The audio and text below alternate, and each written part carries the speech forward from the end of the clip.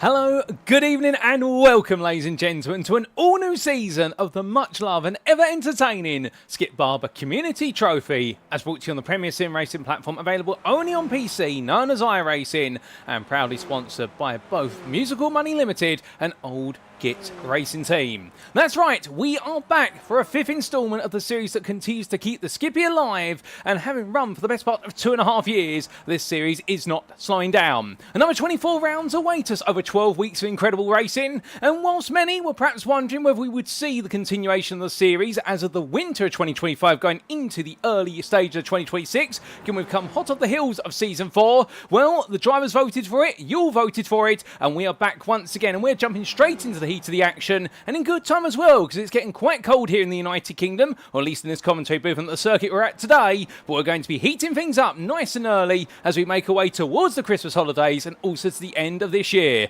But where are my manners? Allow me to welcome you all to this post-round broadcast from Circuit Side as you tune in tonight live on YouTube at the one and only place you can catch all the racing action this season. And as of course at youtube.com and search for TX11TX Alternative Paul Walsh, and you can be tuning in there and joining the likes of many who'll be tuning in, week out as they catch all the racing action as it unfolds in this Premier Series. Now, we should point out that this broadcast is a post-round broadcast, so that means the racing action you are seeing tonight is not actually live. It occurred as of yesterday evening on Sunday the 21st of December 2025, but we are bringing it to you as if it were live this Monday evening on the 22nd of December. That means we do not know what is currently unfolding in the practice warm-up session, nor what's about to happen in the upcoming qualifying session, nor in our two races tonight. It is completely raw and new for us here in the content booth, and we're going to be bringing it to you as close as possible to the raw live viewing experience.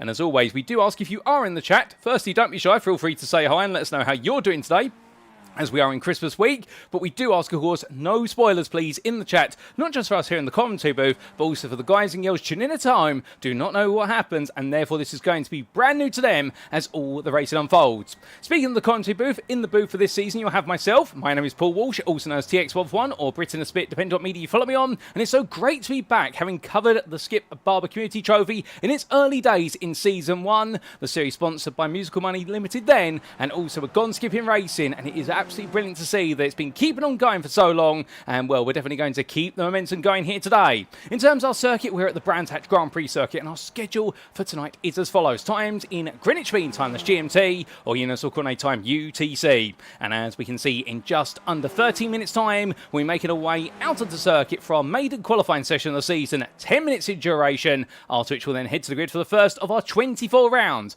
Round number 1, it will be our 20-minute sprint race, due to get underway at 5 to 8 this evening, after which we'll take a brief breather and then make our way back onto the grid for what is our 30-minute feature race. And that's definitely going to be a race to be excited about as well, as all the drivers will be set based on that. But as we make our way into this round, well, we should ideally talk a little bit about the calendar, should we not? Given the fact we have got plenty to look forward to, and let's leap right into it. So we start off then with rounds 1 and 2 at the Brands Hatch Grand Prix circuit, and you'll notice that we are going around the globe, beginning the season in the United Kingdom, and there's a concurrent theme here, which is a good mixture of paid-for circuits and also free circuits. So if you're sat there right now wondering, well, is this a series I might want to get involved in? It is a very cost-effective series to get involved in, as all you've got to buy at the end of the day is a Skip Barber Formula 2000 machine, the SBF 2000, and also quite a limited number of circuits. But this series trying to go for a 50-50 split of free content and paid content. But enough about the money, let's talk about those venues. We start off at the Brands Hatch Grand Prix circuit today. Then we'll make it our way northward in the United Kingdom from the county of Kent to Leicestershire for the Donington Park National Circuit on the 28th of December. Then it's a brand new year in 2026, and we make our way into rounds 5 and 6 for the Alton Park International Circuit, and that's going to be an absolute thriller there. It's very tight road surface, keeping the drivers absolutely on edge, no doubt about it. And then we make it our way over to Norway, and a brief trip to the European continent for two weeks, albeit 4 rounds, and 2 of those rounds will be at the Rudskogen Motor Centre on the 11th of January, after which we'll then make our way to the Netherlands for Circuit Zandvoort. Now complete our first 10 rounds, and then we make way to the end of the first half of the season with a visit to none other than what is the Detroit Grand Prix at Belle Isle Circuit, the now redundant or defunct street circuit that was run all the way from 2007 through to 2020. It's now been replaced by a circuit in downtown Detroit, returning to where the Detroit street circuit began its history, but we are going to be keeping that circuit alive, and indeed it is a circuit that is highly underrated and understated in just how good the racing it can bring to the table, and that you're definitely going to see. In round 13 and 14, we'll then make our way straight into the second half of the season with a trip to Summit Point Raceway on the 1st of February. And then it'll be on the 8th of February, we make our way to the Mid-Ohio Sports Car Course, located in the US state of Ohio, and then we make our way into the 3rd and 4th weeks of what is our American visits with Ohio, and then we wrap it up in America with the Long Beach Street Circuit in the state of California on the 15th of February. That's round 17 and 18. And then we make our way to the Oceania region, and all of our rounds there will be in Australia, and we're going to be seeing some of the highlights of Australia, including the Phillip Island Grand Prix Circuit for rounds 19 and 20 on the 22nd of February. On the 21st and 22nd rounds, well, they'll be 1st of March, where we see our drivers make the way to the Oran Park Raceway, and then we bring the curtain down on the mountain. It's not just going to be about crowning our champions then, it's going to be about crowning our King of the Mountain, and on the 8th of March, we bring everything to a close at the Mount Panorama Circuit, also known as Bathurst in reference to the local city. So 24 rounds, 3 major venues of continents, albeit you could say 4 in a way if you want to differentiate between the United Kingdom and the major European continent. But either way, we've got an absolutely brilliant set of circuits to visit. And looking to the very right-hand side of the table, you may be sat there right now thinking, well, what is this? A 3-lap average, 3-lap close, 10-minute open, etc., etc. Well, for this season, we are keeping things a little bit fresh. However, how are we planning to do that, I hear you ask? Well, the game plan is we are mixing things up in qualifying. Now, each week, our drivers will be told what the qualifying format will be, but it can be any one of the following 4 approaches. It can be a 3-lap average, which is where essentially drivers have 3 laps, and the best 2 laps are used to average out their qualifying time, and the average time is used as their qualifying time. 3-lap closed is exactly what it says on the tin. It's a closed qualifying session. Our drivers take to an isolated instance of the circuit, and they have 3 laps plus their outlap to do their very best.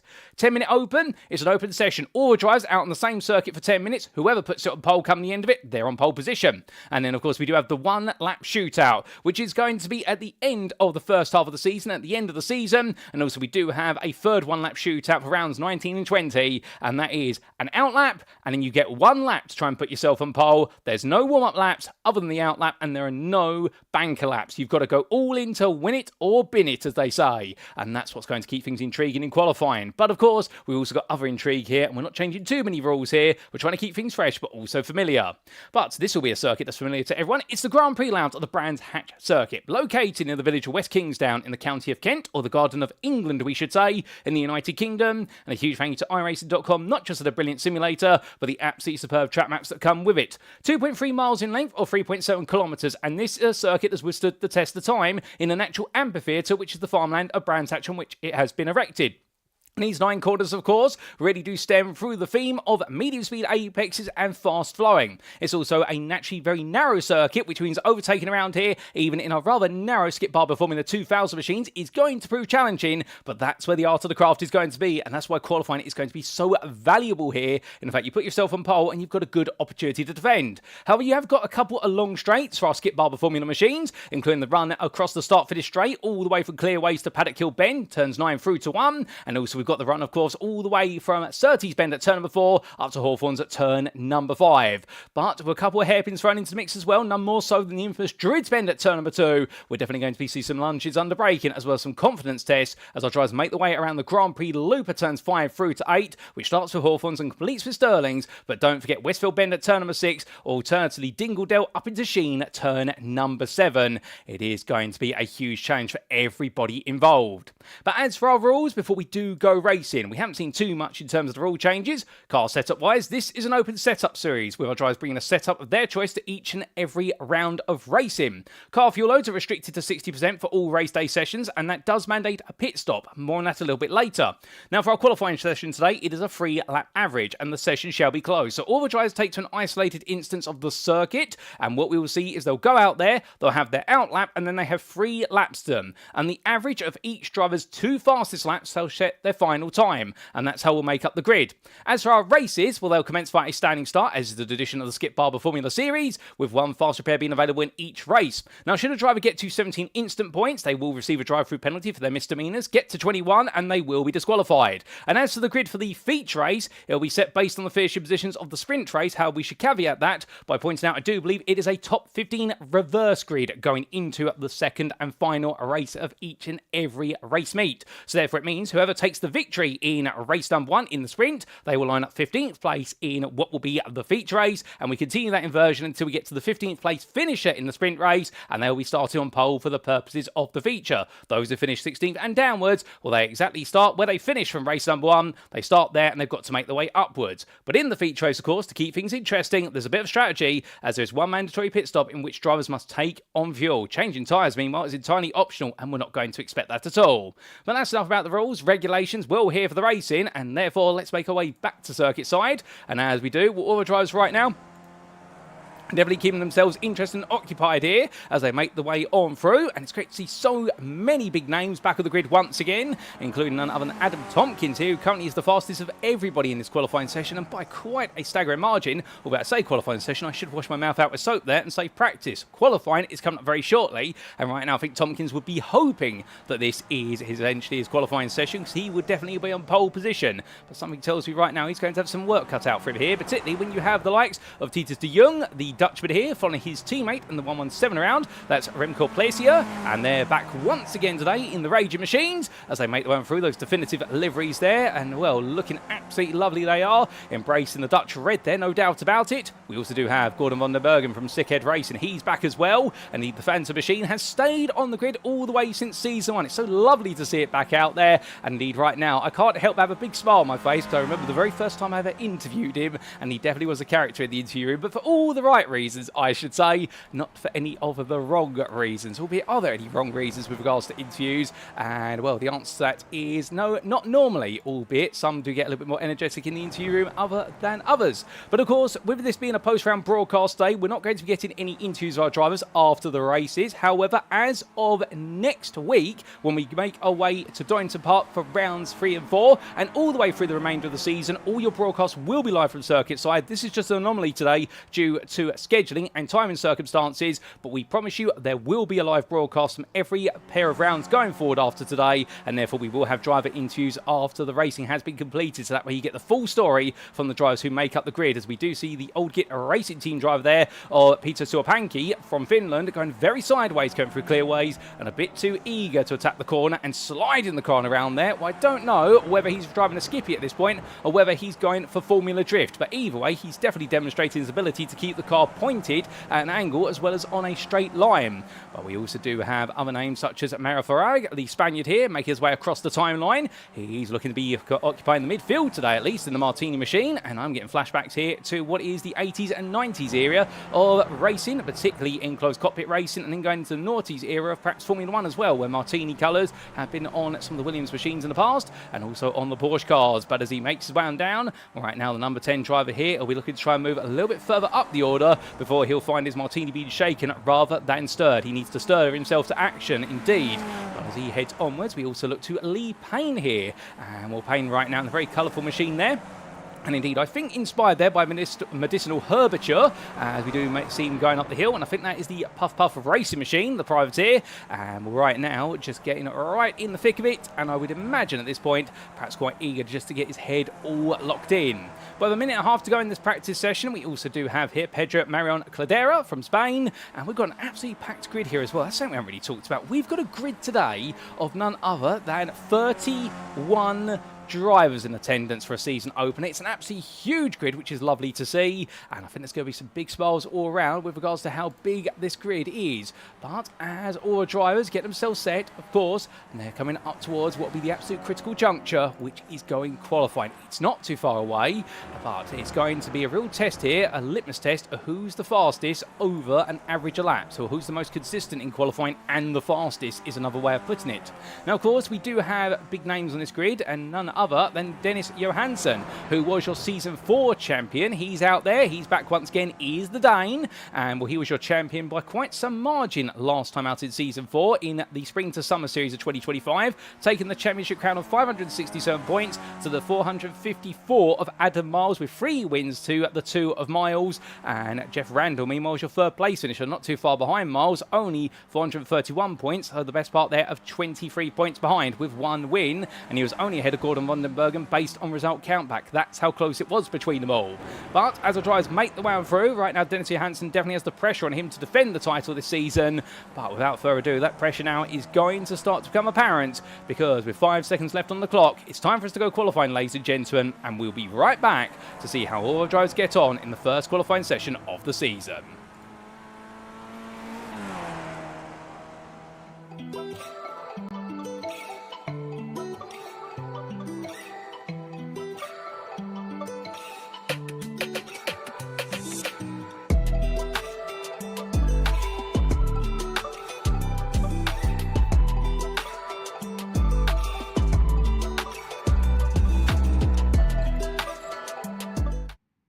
And so we return like that, and qualifying gets underway. 10 minutes begins to tick down, and as it does, all the drivers very eagerly make the way out the pit lane. So what's going to be the expectation here? How do you deliver a good qualifying lap at the Brands Hatch Grand Prix circuit? Well, here it's all about commitment, because each and every corner around here flows into the next one. The only exception you could argue perhaps would be Druids Bend at turn number 2, as Adam Tompkins slides his way into there. It's a very cloudy day today as well. It is winter time, of course, so it does mean that we're going to be seeing lower temperatures than normal. But as he makes his way on around here for Tompkins, much like many, they'll all be wanting to carry as much momentum from corner to corner. The better you can find a flow, and we see this in the SBF 2000 machine at all circuits, if you find the flow and you find the rhythm, you are going to find the pace. But at Brands Hatch, because it's a narrow circuit, you do have runoff curbs that you can use and runoff spaces. You really need to know how much of the circuit you can use versus where not to go, and particularly on this GP loop where you can carry so much momentum through the likes of Hawthorns, which is a heavy cambered corner, which you can see here from this camera angle. It suggests it's very much uphill and there's a significant gradient, and then you go into the road camber on corner exit, and then Westfield Bend, it's downhill at the exit all the way through into Dingledale and Sheen, and well, it may look quite a gradual gradient, but trust me when I say, if you walk around the circuit, which you are able to do so both in season time and also outside of season, that gradient is a lot more pronounced. But those who are able to use all the circuit width, plus also keep the throttle pinned wherever possible, they're the ones who are going to be coming out on top. There's no slipstream available, of course. This is not an open qualifying sessions. This will really be a test of mettle when it comes to our drivers' abilities to put together laps under their own steam, because of course an open qualifying session, when you do have the slipstream, it can be a very different story. Now we do see one of our lead admins here, Jeff Randall. He's been one of the big brains behind the operation for Old Git Racing Team. He makes his way on around right now, and well, he's definitely demonstrating for the Old Git Racing Team, age is just a number when it comes to motorsport, whether it's in the simulator or in real life. And as Randall makes his way across the timeline, well, I think he lives and breathes the Skippy like we do live and breathe fresh air, ladies and gentlemen, and he won't be anywhere away from it. And that is a compliment to him, because he really has pushed year in, year out to make sure to keep the Skippies alive here on iRacing, and we cannot fault him for it. We can salute him for it instead. But around he comes in onto his first flying lap, and the next time around we will catch it on board one of our drivers with our all-new camera angle that we do have available, as Randall makes his way out of turn number 3 in towards 4 he'll go, and it's looking a very good lap so far. But he's got stiff competition, including his teammate Chris Wayne. I remember back in season 1 when these two were fighting each other very closely, and well, that fight has never quite ended. But it's not just about the veterans, we've also got plenty of fresh faces on the grid, or at least fresh to be, I should say, as we look to Marcel Dahint, the German driver here, in an absolutely beautiful liveried 04. Indeed, right now he's going for gold, no doubt about that, on the car, and also as he makes his way around the circuit. And well, for the hint, can he put something magical together, or is it going to be a bit of an upward journey? We will have to see as his first lap starts to come to a close. But of course, we've got a long way to go, because it'll be 2 laps initially, and then we'll start to see the proper times come through on that average, and it's on the 3rd lap which we'll expect the very best laps to start to come on in. But as he comes towards the end of his lap, coming through Sterling's Bend and up towards and Clearways, well, we're going to be looking to Titus de Jong, who's going to take us around for a flying lap of the Brands Hatch Grand Prix circuit. And so we jump aboard here with Titus de Jong for Raging Turtle Racing as he heads up towards turn 1. Bringing himself over the rise then and into the braking zone of Haddock Hill Bend. Dabs the brakes, gets the weight pinned forward, drops 2 gears to 3rd, and now immediately back of the throttle as he clears the apex, and up the hill he goes in towards Druids Bend. Here keeping the O to left and braking there just after the 50 metre board, all the way down to 1st gear. Trail braking off, and now back of the throttle as he powers his way down the hill and in towards Graham Hill Bend. Here it's downhill, you point to the right, but you need to turn to the left, and therefore a dab of the brakes and cut the car to the apex curb. Use the runoff area there, so long as you keep 2 wheels on the exit curb, you'll be fine. And now he makes his way up into Surtees Bend, braking much later than the 50 board would ask him to. Indeed, it's the corner that never has an apex, and then suddenly the apex comes out of nowhere, and as he exits the bend now, it's a flat-out run all the way up towards Hawthorns via the Pilgrim's Drop. The drop, where it's the drop downhill underneath the gantry bridge here, and now he'll build up to a maximum possible speed of 111 miles an hour as he chucks the car into the right-hander at Hawthorns, drops the gear from 5th to 4th, and then gets back on the throttle there using the camber of the road, and then to Westfield Bend. It's a quick run, looks to his left for his 50 marker, and goes onto the brakes, holding 4th gear, and now make his way out. He can run out nice and wide, and now down through Dingledale, up into Sheen, the blind summit corner, a turn at number 7 that catches out so many, mounts the curb there, which is what you've got to do, and now over to the right-hand side for Sterling's Bend. Nice and smooth here from De Jong as he comes through that left-hander, drops the 3rd gear, but immediately gets the throttle on as soon as he touches the apex curb, uses the curb and the curvature of the road to push the car through, and now over to the left-hand side here to open up clearways. But he turns in nice and early, in fact, there. A bit of an aggressive approach from De Jong, driving the car as if it's front-engine front-wheel drive. As he makes one out, well, it's a good lap, perhaps a little bit of scrappy end there at clearways, perhaps got a little bit too eager on the brakes, but for Titus De Jong, definitely a good start to his qualifying session with those 2 laps, and well, his lap times are coming on in, and right now it's a 39.465, but I believe we've got 1 more lap to come from our drives before we do see those times register on the board there, and in fact the average may be only calculated after the 3rd and final lap, so suddenly that timing tower may spring to life, and we're going to see how everybody fits together, but it is going to take some time here as all the drivers make the way around. Chris Wayne dancing his way through turn 1 there, goodness me, so sideways, but that's when you're driving on the absolute limit, no doubt about it. And Wayne right now, like many, they're all trying to just keep it together for a little bit longer as we look to some other drivers, including George Mattock here, and he's in the all-orange livery machine. And I'm getting flashbacks here to the Arrows machines of the 90s here, the late 90s, early noughties, unless I'm mistaken colours of cars. I'm thinking of the Damon Hill Arrows machines, but I'm sure somebody will correct me if I'm wrong there. I believe they were sponsored by Orange Mobile. Goodness me, that company went defunct a long time ago. I think it got absorbed into E-Mobile. Anyway, right now, it's not a good call to talk about this, and indeed we're going to have the bandwidth here to talk more about what Mattock's doing. And well, in terms of lap time so far, Mattock has actually been pushing quite nicely. He is currently setting top 10 times when we compare individual laps, so keep your eyes out for the Briton here in the number 29. He might surprise a few, as the fastest lap of this session has just been set by none other than defending champion of Dennis Johansson. He's just completed his 2nd tour of the circuit, and that was a 38.924. So Johansson is not here just to play today, he's here to lead the way. As we look to Daniel Otuga, as we see our number 91 driver here making his way through the corner, and well, the colours on that car are giving me throwbacks there to the John Player special livery that Lotus had under Colin Chapman all those years ago, and indeed the infamous pictures of Ayrton Senna in the wet, or the illustrations of him in the wet at certain circuits. And I think we actually do have a driver here with a dedicated John Player special livery machine. It actually has the branding, albeit slightly adjusted for the driver's name as well, but we'll have to try and find them a bit later. But times are starting to come in, with most of our drivers now coming towards the end of their 3rd and final laps. Checkered flag is out, of course, because our drivers only get the 3 laps. They don't get a 4th to try and improve that average. They've got to get it done in the 3.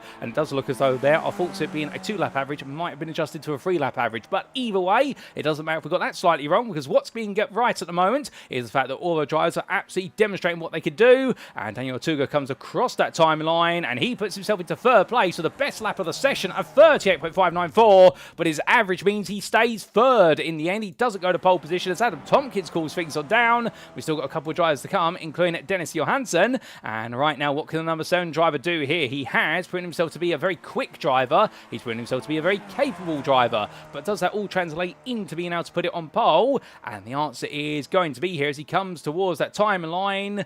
Well, right now, with so many drivers not setting a valid set of laps, Johansson in only goes 4th. So that is a 38.772. And that's going to be the final lap set of the session, because everybody else is in the pit lane or on a cool-down lap. But look at that, only 12 thousandths of Otuga's times in 3rd, and then it was a further 1.5 tenths to none other and then Stefan Herman, and then we do have Adam Tompkins completing the run to pole position. So Tompkins takes pole for the season opening race here at Brands Hatch, and he does so by 0.5 tenth over Herman, and what a great effort from him. Otuga and Johansson on row number 2, and it will have Nathan Wade and Titus de Jong making up row 3 ahead. Jeff Randall and Chris Wayne, the 2 teammates there for Old Git Racing, and then completing your top 10, it'll be Marcus Dorner and Tom Payne. A number of regular suspects there, but also some surprises. But also what's been a big surprise perhaps is excuse me, is the fact that we've had so many drivers not set enough laps or enough valid laps to have the average calculated, including, well, indeed, it's over half the field almost here. In fact, it is just over half the field, including Pedro Marimon Cladera. He's just one of the many here who's been caught out. And, well, while the lower qualifying drivers will be Lee Payne, albeit I think Payne will be happy there to take the 13th, albeit with intermittent connectivity challenges.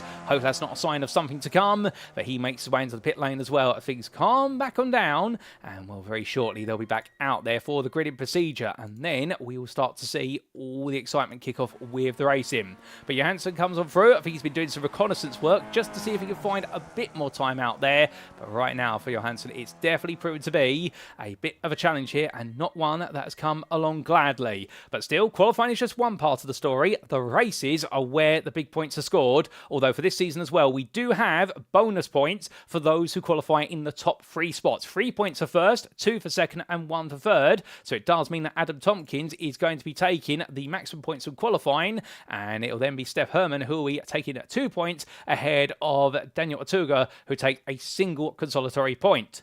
But here we go then, ladies and gentlemen. Let's make our way to the grid and see how they all line up for the first or 2 races today.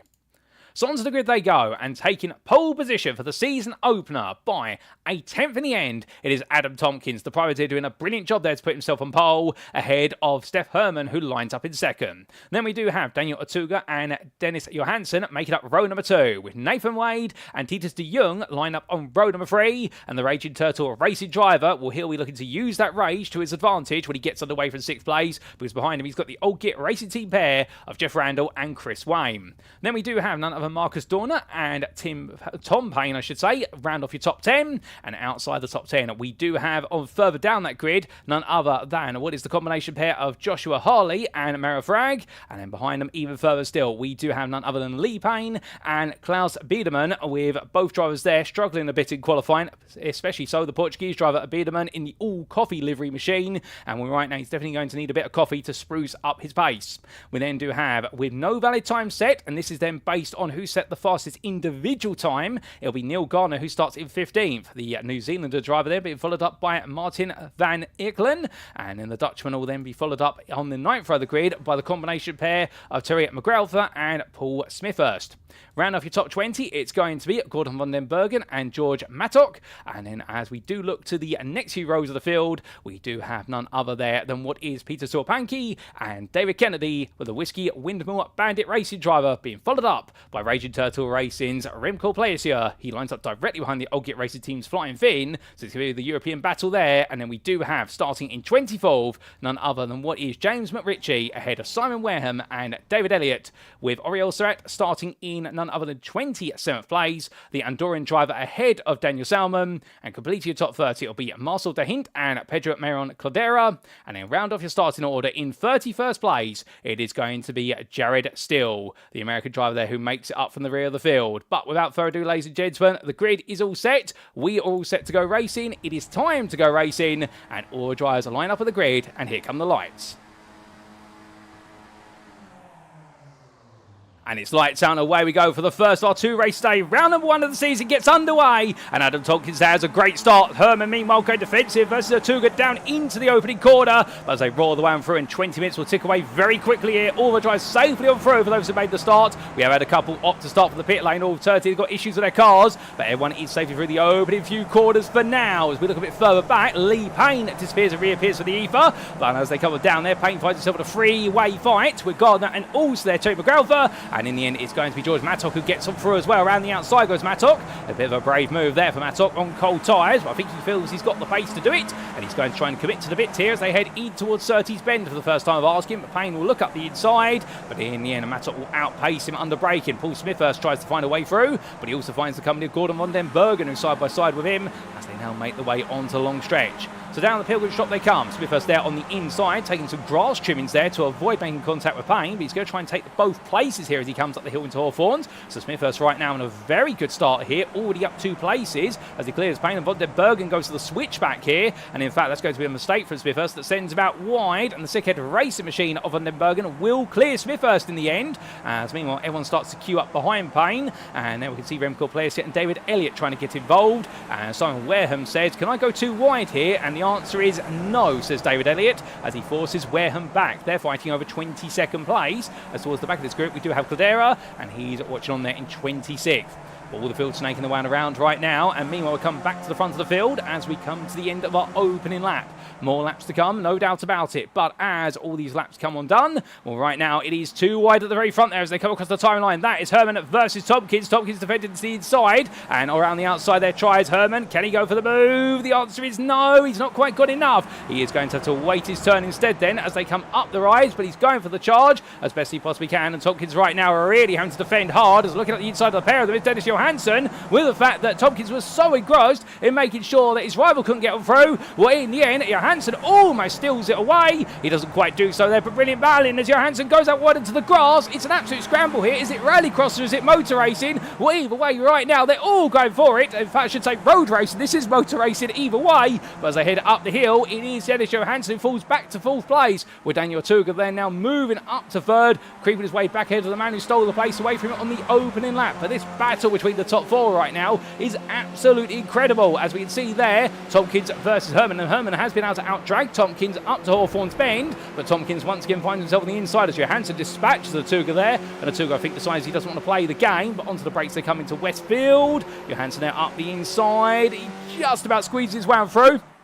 As they come up towards what will be now Dingle Dell, well, the problem will be by the time they get to Sheen, somebody's got to back off. And Dennis Johansson there says everyone else can back off. I don't care, thank you very much. And Adam Tompkins there, to be fair to him, playing racing respect. These drivers have raced each other for several years, so they know exactly how they're all going to behave. This is one of the most respectful racing series you'll see when the Dennis Johansson takes the place. But Adam Tompkins now will be hoping for a turning kind as he goes up the inside here into the final corner. So that's going to be lap number 2. Johansson there goes all the way to the very edge of the track surface. And right now, this lead pack, well, this is a top 9 pack here running together, and they're all fighting hard. And Terry McGrath in the rear of the picture will be hoping that he can get involved as well. But as we see somebody going to the grass, who is that? Who's gone out wide? It is going to be Herman. He's taken a very long trip out wide, I think, trying to make a free wide into Paddock Hill Bend, and discovering the grass is absolutely relentless there. Oh, big lock up there. That was Tompkins locking up into turn number 2 at Druids Bend, and Nathan Wade now sees an opportunity here to get through and up into third place. Wade there has just weaved his way through like a ninja, to be honest. I didn't quite see how he got up to what was third place from at the time 5th, but Wade has found a way through, and now he's going to try and go for the lead of the race. But all this fighting's happening. Let's not forget there's even fighting going on further back as we're riding on board the nose cone here. Simon Wareham, who finds himself in the thick of a fight with none other than Peter Sorpanki. Sorpanki going defensive there as Wareham fighting with understeering the car. The trim on the front of his car is not quite the way he wants it to right now. The car refusing to budge, a bit of understeer, and therefore he does lose that opportunity to fight Sorpanki around the outside of Surtees. Now keep in mind, setup-wise with these cars, there's not too much they can change. They can change the tyre pressures, they can change the brake bias, also they can change the spring perch offset and the anti-roll bars. And I suspect right now Wareham may not have the anti-roll bars the way he wants them to be. However, a bit of a mistake there from Sorpanki as well. Albeit Panky's going to get on the inside there of none other than Joshua Harley. And oh, there's a car around. There's a car around. That is Paul Smithhurst, who's gone spinning to the grass. I'm not quite sure how he's ended up there, but he's made his endeavour there, and it's very clear that his race has gone backwards. But coming back to the front of the field, very gradually, via firstly the battle for none other than 19th place, Marcel de Hint and Simon Wareham together, with Daniel Salmon following on suit. Well, these drivers still push each other on here for some rather small but significant points, and that's before you come all the way back to the front. And on to lap number 4, Johansson right now still fighting with Adam Tompkins, and these two getting very close together as they head up the hill here in towards turn number 2, and Nathan Wade wants to get involved here. Wade tries to stick his nose in it. I think Tompkins is going to be saying, not you, and Nathan's going to be saying, yes, me. But as they come down the hill in towards turn number 3, Nathan Wade is made to look around the outside, and that's not going to be easy for him. He will have to back off, but he's trying hard, is Nathan Wade. He's seen a way into this, but the problem is there's no way quite through at the moment. He can only play a bit of a role at this time. However, we love him for it because he's keeping things intriguing at the very front of the field. Not that it was not interesting in the first place. If anything, this is absolutely incredible racing as they head onwards. So we're only at 6 minutes into this 20-minute race.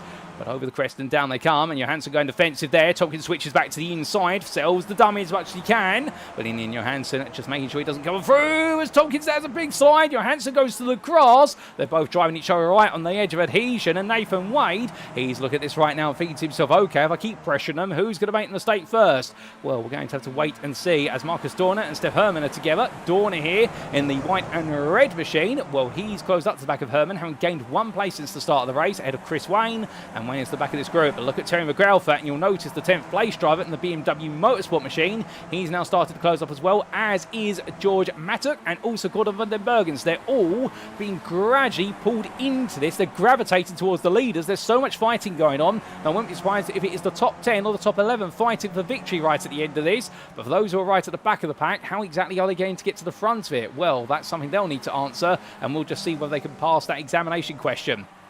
But glide is one to another lap. Less pressure this time for Dennis Johansson. Things have calmed down a little bit. Albeit it'll be the calm before the storm here, and no wonder about it, as Jeff Randall finds himself in 5th place right now, just trying to stay in contention there. But as things... Oh, hold up a second. That's not good news. And that... Oh, it's got even worse as Titus de Jong tries to get it turned around, and then in contact with James McRitchie. And I think there was already previously contact there with another driver. That's collapsed suspension for him. And also couldn't quite see who ducked off to the side there, but we need a replay of that when we can. I think Titus de Jong's car is going to have to be towed to the pits at this point, as Neil Gardner will go up the inside of James McRitchie, and I think for McRitchie he's got damage on the car, and I believe the other car involved in that that's also had to tow to the pits has been Marcus Dorner. So therefore, what was looking to be 2 drives creeping into the top 10 and get involved in that lead lap battle, well, now it's not quite worked out. Instead, they're going to be doing things in the pit lane for some time, as they will have that tow procedure.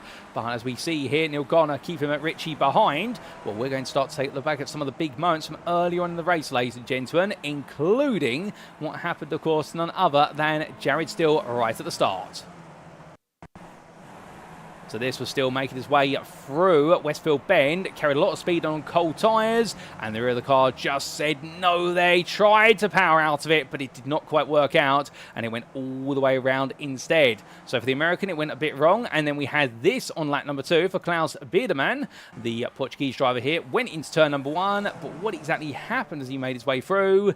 And well, in the end, it looks as though there carried a lot of speed, but went slightly out wide, and the car just snapped loose to him. So not the way he wanted it to go, but in the end for Biedermann, an easy mistake to make, even for an expert. We then had this happen for Lee Payne on lap number 2. So Payne was just a bit further up the road. We briefly lost him, then he rematerialised, and as he came on down the hill, he was in a 3 wide then to Graham Hill Bend, and the next we know, contact there. We couldn't quite see who that was with, but that sent him sideways. It was one of the Dutch machines, and went very sideways indeed, as then this happened to Remco Plesia only moments later. I think he was the driver who was in contact with Payne, and then in towards Surtees he went, and he went a bit too deep and ended up on the exit curve with the entry curve in there, and made his exit out to the right as if he was taking the Indy loop. We then had this a bit later. This was on lap number 3. This was Paul Smithhurst having a bit of a nightmare moment. And Smithhurst, in fact, having to take a bit of a rallycross line there after running out wide from Hawthorne's Bend. Rejoined, and the rear of the car will let go with dirt on the tyres. And for Smithhurst, it went from good to bad. So he'd made a mistake, and then he added to his own mistake with that sideways moment. And in the big contentious moment we just had, this was on lap number 5 between Titus de Jong and Marcus Dorner. Up the hill they went. This was battling for 9th place. Dorner looked up the inside. De Jong came across. They made contact. They got entangled. And unfortunately, there was contact as well. That was McGrath for going into the side of de Jong's car. And as de Jong tried to get out of the way, well, it was James McRitchie who tried to take the approach on the inside to clear the 2 stricken cars, and unfortunately ended all up in pieces for all those drivers, and very unfortunate as we return to your live racing pictures. So as we come on back, we've still got plenty of time in this race. We're only at the halfway point now. Such is how excited and intense the race of action is that we have got plenty of distance still to be covered here in race number 1. And keep in mind, this is just the sprint race. This is not the feature where we had another 10 minutes and a pit stop onto it. But as we come on back from all the madness that was happening in the early stages, well, we still do have a top 2 that are together, and they are using every bit of the road plus some value-added tarmac or VAT in order to be able to break away from the rest of the field. Johansson and Tompkins are pushing each other right now as if it was going out of style, but they are looking very quick, these two, as they make the way onwards towards Hawthorne Bend. And Daniel Atuga, meanwhile, I think he'll feel happy that he's in 3rd, but I think he'll also feel slightly disappointed that right now he wants to be the leaders, but they are 2 seconds clear. Now, how's that happened, you might be sat there wondering? Is it just because Johansson and Tompkins are faster drivers?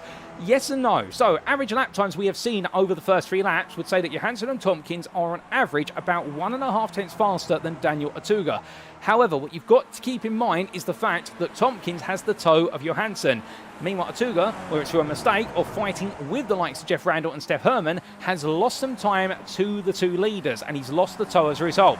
Now, these cars, they're open wheelers with a limited amount of aero. They're nothing quite like your Formula 1 machines of the modern era, but they still do have the basis of open wheel racing, which is a significant front wing, a significant rear wing, and an aerodynamic body shell. So therefore, these cars cut a very big swathe through the air in front of them, and if you are behind one of them, you will gain a significant toe. On the longer straights, you will gain the best part of 3 to 4 miles an hour. That is worth a lot of time when these cars only really max out in 5th gear at the best part of 120 miles an hour from circuit to circuit in the amount of downforce they're running. So it puts you in the frame with the fact with Tompkins and Johansson having worked together a little bit, they have been able to extract some pace that Atuga has not been able to tap into because he hasn't been close enough to, but also he's had to deal with the crew behind him.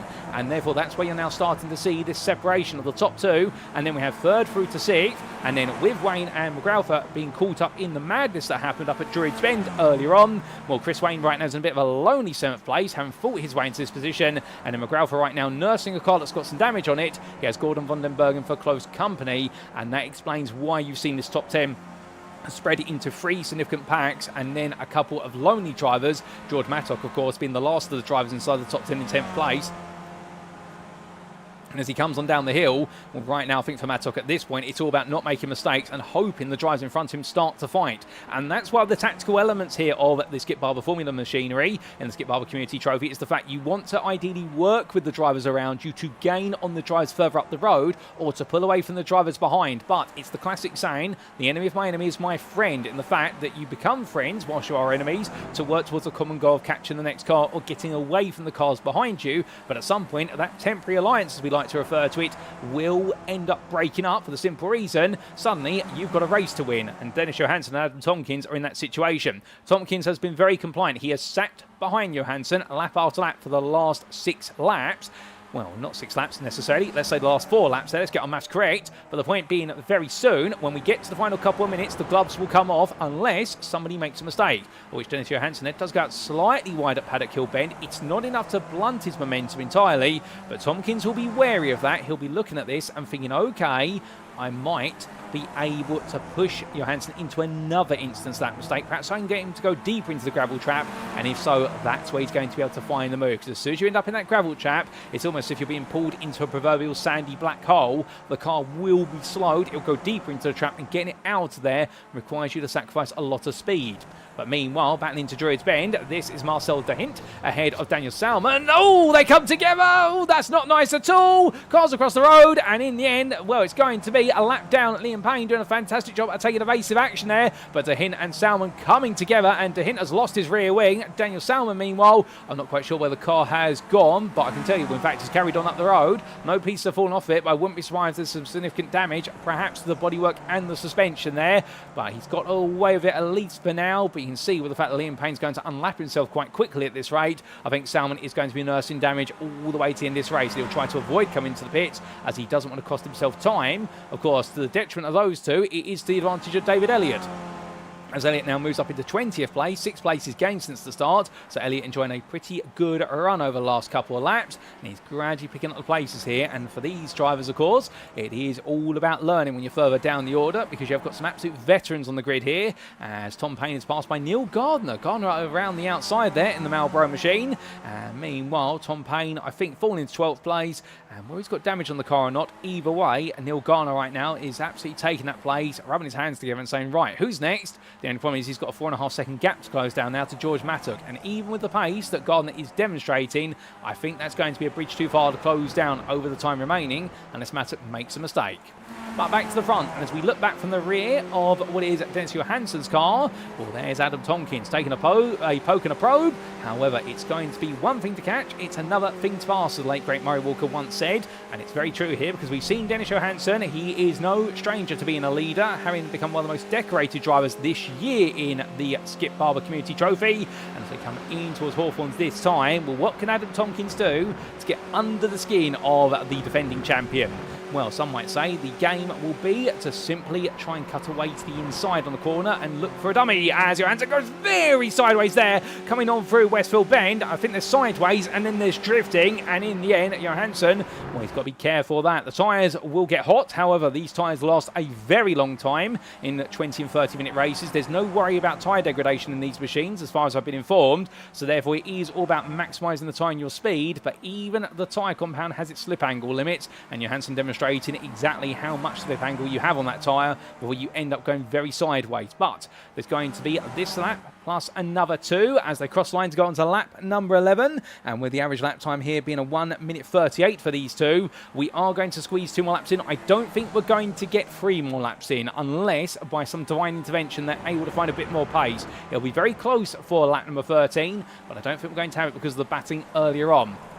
We're looking back here to Terry McGrath up the inside of Gordon van den Bergen into the opening corner. That was a lovely sweep to the inside. However, van den Bergen's now coming back at him, and here comes George Mattock as well. It's going to be a three-way fight then for 8th place right to the close of the race, and Mattock on the inside here, but down the hill they come, and as they do, well, van den Bergen demonstrating you can hold that outside line all the way to the inside of Graham Hill Bend, and Mattock right now gets back into the fight as we ride on board here from inside the cockpit with the number 29 driver, and as he comes in towards the next braking zone, well, his chances, where are they going to come from? Not here into Surtees Bend, but Saint tells me this will be to wind him up for an opportunity into the next corner if he can make it happen. On the slipstream he goes then as he builds up the speed. You can see the RPMs gradually building there as he heads to 5th gear. And well, get him ready now for that next braking zone. Brief tap, drop a gear, and well, dance your way into these corners. And these drivers doing a brilliant job of doing so, but right now for George Mattock, it is the waiting game. He's got to hope that McGrath gets pulled into by van den Bergen. They start to fight. Alternatively, van den Bergen can be put under some pressure to make a mistake.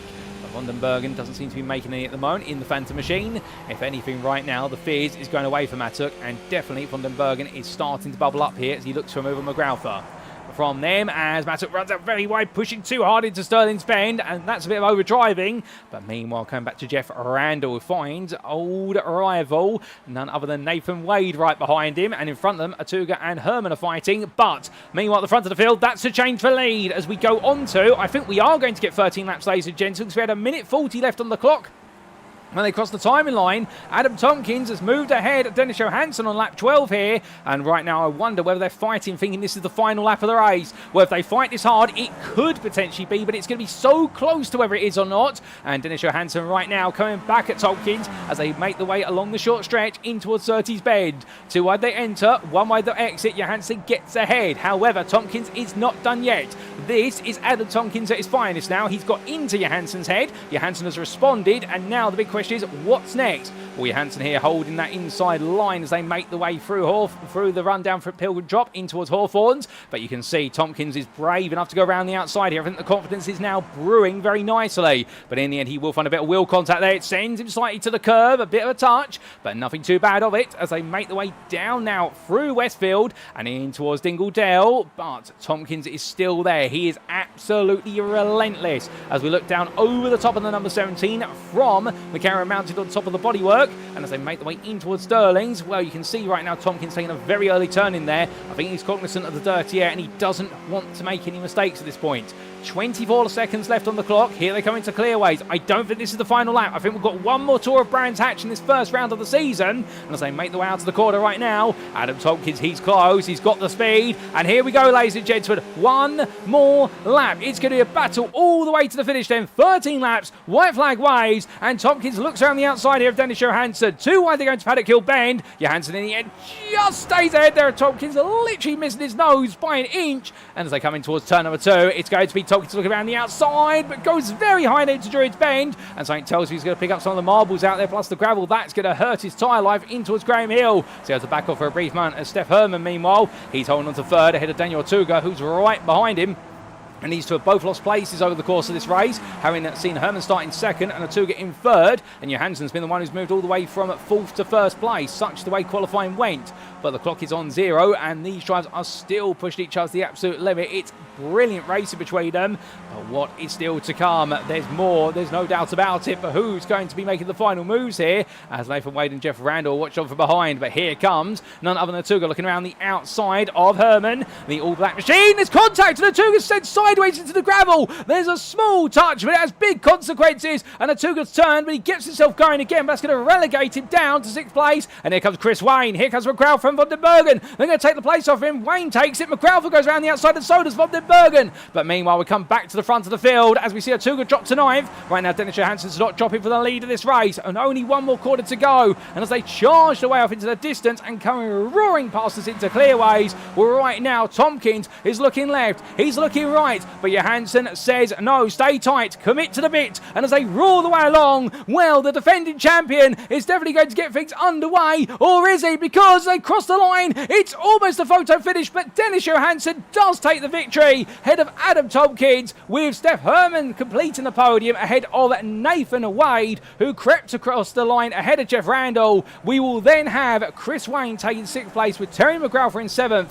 Gordon van den Bergen is demoted to 8th right at the end, head of Daniel Tuga, and then we will see George Mattock round off your top 10, head of Neil Gardner, with Tom Payne, Remco Plessia, Peter Sorpanki, and Simon Wareham completing your top 15. Congratulations to Simon. He becomes your pole sitter for round number 2 here at Brands Hatch. And then we've got some time before we get to Joshua Harley, who takes 16th ahead of James McRitchie, with David Elliott 18th there. And then we've still got a few more drives to come. Give them all a round of applause. They've all put on a great show for the first race of the season. Mara Farag takes 19th ahead of Daniel Salmon. That's your top 20. And then Marcel de Hint, well, a frustrating race for the German driver, but in the end, despite missing his rear wing after that huge shunt, he's still been able to get the car home in 21st ahead of Klaus Biedermann. And then we do have Pedro Maron Cladera. He comes home in 23rd place. And then we've got a bit more time before we do get to your final lead lap finisher, with the fact we've had a lap down finish for both Paul Smithhurst and also another Marcus Dorner. Well, we are going to see finish on the lead lap in this race. And also we've had a lap down finish, we should say, for Jared Steele and Lee Payne. Well, in the end, it's going to be Titus de Jong who comes across the line, the last of your lead lap finishers in 24th. But what a race, ladies and gents. What a start to the season. Season 5 gets off with an absolutely incredible race. But in the end, it is none other than Dennis Johansson who has taken a victory in our first race of the season. And as we do have the 5-minute cool-down period between the races to give our drivers a bit of a comfort break, let's take you through those race results once again, subject to Eddie Stewart's inquiries, and here they are. So race number 1 was absolutely packed with fighting action from start to finish. But in the end, the man who started 4th took the victory. It was Dennis Johansson there, the Danish driver, doing a brilliant job to bring home the win ahead of Adam Tompkins. It was 31 thousandths at line. We've had slightly closer than that, but it's one of the closest ones for a first race of the season, I can tell you that. And then Steph Herman took 3rd place there, the German driver, in the 25. He did well to take 3rd ahead of Nathan Wade, who was a second behind in 4th. The pirated just creeping ahead of the old Git Racing Team pair of Jeff Randall and Chris Wayne. And then Terry McGrath took 7th place there, with the privateer putting together an absolutely brilliant run of form. And then, despite the damage he picked up on the BMW Motorsport privateer machine, the number 5 has come home inside the top 10 quite comfortably. Gordon van den Bergen, he dropped down the order right at the end for Circuit Racing, unfortunately, due to that contact that we saw on the final couple of laps, and therefore an 8th place finish was the best he could accrue. And the same for Daniel Tuga, was caught up in the instant, and the Swede there, after running so well for a top 5 finish, he had to settle for 9th. George Mattock took 10th place ahead of Neil Gardner, who was best the rest in 11th. And then the driver from the Oceania region being followed up by the Englishman Tom Payne, with Raging Turtle Racing's Remco Plessia in 13th ahead of Old Git Racing Team's Peter Sorpanki, who spent a lot of time fighting in the early stage of the race, it must be said. And we saw Simon Wareham complete your top 15. That's going to be your order inverted then for the first, what is 7.5 rows of our round 2 grid, ladies and gentlemen. Simon Wareham will take that pole position and be joined on the front row of the grid by Peter Sorpanki. Those who will not benefit from it then, 16th, Joshua Harley. Unfortunately for him, just a little bit short at the end after a reasonable start, but caught up in a bit of an altercation and lost a bit of race time. James McRitchie, the same, was looking very quick in the early stage of the race until that contact at Druids Bend sent his his race sideways, and David Elliott was not too far behind there, the Irishman, in 18th. Mario Farag was 19th ahead of Daniel Salmon, and that was your top 20. But outside the top 20, well, let's not forget about these drivers as well. We did have none other than firstly Marcel de Hint, the German driver, who in a very heavily wounded car managed to bring it home in 21st place. Well done to him. He was ahead of Klaus Biedermann, with Pedro Maramon in the end in 23rd. Not a happy day for him, for Pedro Maramon at Caldera. And we did then see Titus de Jong in 24th for Raging Turtle race, and that's not normally where we see him, and therefore he'll be absolutely looking to bounce back in the second race today. Expect him to tear through the field. Behind him, it was a lap down for Lee Payne, as it was for Jared Still, the man who started from last place and in the end got caught up in an incident on the opening lap, but we still finished the race, which is great to see. And then we did have, unfortunately, the retirees of Marcus Dorner, also Paul Smithhurst, and the non-starters there of, I do believe, Martin van Eerkelen and also David Kennedy. And let's not forget as well, last but not least, but he will not be classified as a finisher, in none other than Oriol Serrat, who in the end 31st is where he started and 31st will be where he finished. So with that, ladies and gents, we've got one more race to come here today at the Brands Hatch Grand Prix circuit. That was our sprint race, but coming up very shortly is our 30-minute feature race. We're running about 5 minutes behind schedule at the moment due to the overlap between the races, but I don't think you'll mind that, because that gives us here an opportunity in the commentary booth to have a quick glass of water, and it gives you guys and girls a quick opportunity to head to the bathroom or grab a drink or grab some popcorn. So I'll tell you one thing, our next race is going to be even more cinematic.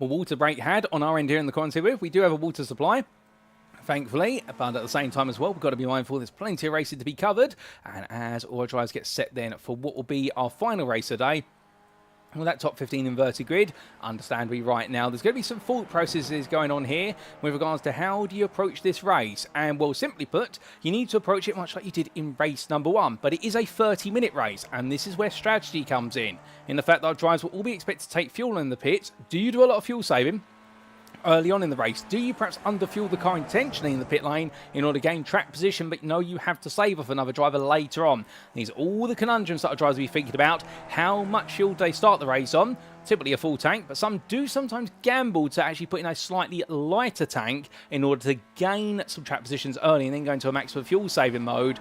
And, well, those who risk it, they may be rewarded. However, there's not always rewards for everybody, and sometimes it's just good to play it safe on strategy. But all that and more, ladies and gentlemen, as George Mattock glides his way up the hill in towards Druids Bend, it's time for us to find out as we make our way to the grid then for our second and final race here in our season opening event at the Brands Hatch Grand Prix circuit in Kent.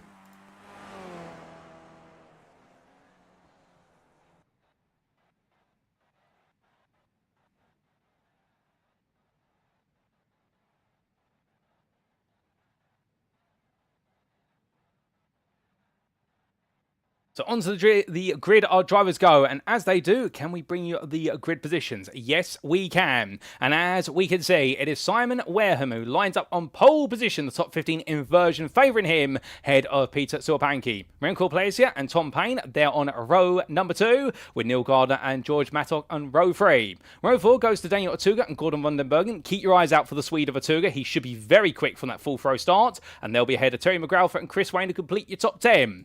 Outside the top 10 in length, it'll be Jeff Randall, best of rest ahead of Nathan Wade, with Steph Herman and Adam Tompkins 13th and 14th, and in 15th, your winner from race 1, of course, none other than Dennis Johansson. Joining him on the 8th row of the grid is Joshua Harley, with James McRitchie and David Elliott just behind, and completing your top 20, it's Mario Farag and Daniel Salmon.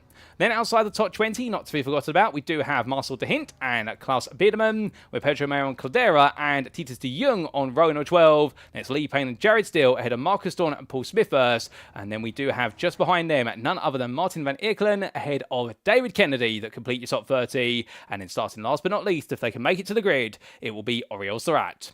But with that, ladies and gentlemen, all of our grid is set for the second time today. And as all the drivers get ready to go racing, well, we are about to go green. Here come the lights. And it's lights out, and away we go then for our second race of the day as 30 minutes begins to tick away in the feature. Brands Hatch and Simon Wareham gets a good start, but Peter Suapanki looking around the outside nice and early here. However, patience is going to be key, but not if you're George Mattock as he goes 3 wide. Coming through Paddock Hill, that's a squeeze. There's contact between them. That's going to be contact there with none other than Gardner. And as they make the way around, well, right now, George Mattock takes the risk, and it works out for him as the rest of the field comes roaring through Druids Bend. And well, we have had the best part of what has been 26 starters in this race, and they're all safely on through. But from the back of the field to the very front of it right now, Peter Suapanki being swallowed up as George Mattock tries to go around the outside there. That's not going to work. He's going to be boxed off, and Neil Gardner now tucks the inside in the Marlboro Stroke Jordan machine. Of course, that's the split livery car. How could we forget it? And as he makes his way along, does he fancy Marlboro or Benson of the Hedges? Your guess is as good as mine. We're going up towards Hawthorne's Bend. The top two immediately start to break away. Wareham and Placer, you can see running off into the distance. But right now behind Neil Gardner, that's 3 wide there. That's Mattock, Payne and Suapanki. And in the end, it's going to be Mattock who breaks ahead of them. Suapanki and Payne then start to fight. Car out wide. That's the grass. That's Joshua Harley. Oh, that's a big side loose. I believe that's Jared Steele who's gone out wide. And meanwhile, Simon Wareham. What's happened to Simon Wareham? He's all the way off the road. He's rejoining on the run through Dingle Dell. And that's going to send him all the way down to the bottom end of the top 15 for Simon Wareham. What's looking to be a golden gift start in the end has been absolutely thrown away there. Whether it's contact or a mistake of his own, we do not know. But coming out to turn number 8, he's able to get himself back together. As Titus de Jong, meanwhile, he's now on a charge. He builds up the speed and tries to go on the attack. However, it's going to be much easier said than done here as they make the way through the final quarter to complete this lap and go on to plenty more. But goodness me, what open lap we've had. After one lap, it's Remco Placia ahead of Neil Gardner, followed by Daniel Otuga. Then we have a bit of a gap to George Mattock, who is fourth, a second by the top 3. He's ahead of Peter Suapanki with Tom Payne in 6th, Jeff Randall with 7th, and then we do have Dennis Johansson in 8th place, ahead of Steph Herman and Gordon van den Bergen, who complete your top 10. Or is it Gordon van den Bergen who completes your top 10? Because he fights with Steph Herman, and then he goes up the inside, he goes round, though I don't think there was contact there, but that's a big spin there for Gordon van den Bergen, and unfortunately for him, that's going to put him all the way back down the order. It relegates him backwards as there's fighting going on there between none other than what is Smithhurst and De Hint, and Smithhurst goes sliding off the road. Does he get it under control? He does, but not about scaring everybody, thinking he was going to come back on the road as everyone gets it back together, and in the end, someone has to go around the outside, and that was Daniel Salmon, well held by the number 1 driver, but goodness me, Paul Smithhurst there could not have parked in a more inconvenient position for himself and everybody else around him. But meanwhile, at the front of the field, Daniel Tuga here absolutely fighting hard. Remco Placer has been dropped by both Gardner and Tuga, or at least passed by him. It looks like he's being dropped still as Neil Gardner right now trying to hold on to lead. And Daniel Tuga, we said watch out for him because he was incredibly quick in race 1 and it was unfortunate not to finish inside the top 5 after that last lap incident. But right now he's going to look up the inside here, and I don't think Gardner's got a response to this other than hold on tight and pray. And well, that praying has definitely paid off here. But right now, whether he's a religious man or not, it is going to be cataclysmic here if he's able to hold on for long, because Daniel Tuga is throwing everything at him right now. And indeed, I think Tuga's got ideas to take the lead and run away with it as he looks around the outside in towards Clearways. He can't find a clear way through at the moment, but as they make the way up the hill in towards Paddock Hill, you can see right now, look how quick Daniel Tuga is. That switch back there is going to give the inside. I think he's going to take the lead here into turn 1. I think it's going to be a question of when, not if he's going to make this move count, because Neil Gardner right now, he is leaking places here, or opportunities to Daniel Tuga, not because he's a bad driver, but because Daniel Tuga is just putting so much pressure on here as they come through the opening corner, and that is what it's going to be, because now Remco Placer goes up the inside through Druids Bend. Gardner's back on the inside now in towards Graham Hill, so they continue to swap back and forth, but Daniel Tuga's done what he needs to do, and that is get ahead, as Jeff Randall, meanwhile, finds himself right in the thick of the madness here for 4th place, with Steph Herman, George Mattock, Nathan Wade, Peter Suapanki, Adam Tompkins, Chris Wayne, and Tom Payne all queuing up behind him, and James McRitchie and Titus de Jong can add themselves onto this pack. So therefore, the top 3 are absconded off into the distance, and it's 4th through to 13th altogether. Hold up. We've had something go wrong now. Caraman's found something wrong. We can't quite find the car of Tom Payne. There it is. And unfortunately for Tom Payne, he's had a bit of a moment. He has rejoined, but not without problems to the car by looks of things. We're going to need to get a replay of that when we can. But Payne's definitely had a difficult start to this race, and not a happy one at that. Meanwhile, going to Gordon van den Bergen. versus Marcel de Hint. Van der Bergen right now on a recovery drive here after his spin out of Druids Bend on the previous lap. He's now up into 17th. He does clear none other than de Hint, and now through and down the hill they go. The Circuit racing driver here continues to push onwards, and de Hint looking one side then the other, and Dennis Johansson is also trying to pick his way through, and Johansson's had a bit of a slow start to this race. I think he's been involved in an altercation that we haven't quite seen, because the race 1 winner right now is definitely a long way away from where he wants to be. We would expect him to make up some places from the start of the race. We also do have confirmation that Terry McGrath, unfortunately, is not racing in this one due to a technical issue with the car. I'm not quite sure if it was aided as a result of a bit of contact. Hold up the second. You can't park there in the middle of the road, surely. Not quite sure who that was, but they've got it back together. We're going to need to understand what's happened there. Somebody was parked right across the middle of the road before the pit lane and going on to the start-finish straight. And what's a nightmare moment, but we have got some drivers tucking into the pits quickly as well. I suspect that might be for repair work and also to take an early pit stop.